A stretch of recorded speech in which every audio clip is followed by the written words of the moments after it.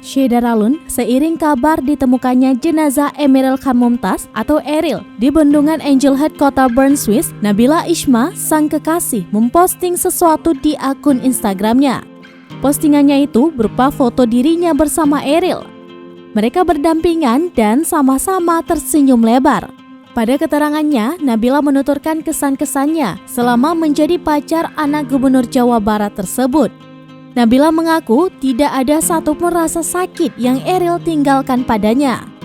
Menurut Nabila, Eril pergi selamanya dengan cara yang sangat indah, merujuk pada pernyataan Ridwan Kamil terkait kondisi jasad Eril. Nabila mengaku akan berusaha menempati harapan Eril sebagaimana tertulis di kartu ucapan ulang tahun ke-21 Nabila. Terakhir, Nabila mengungkapkan keyakinan dan harapannya bisa bertemu lagi dengan Eril suatu saat di surga.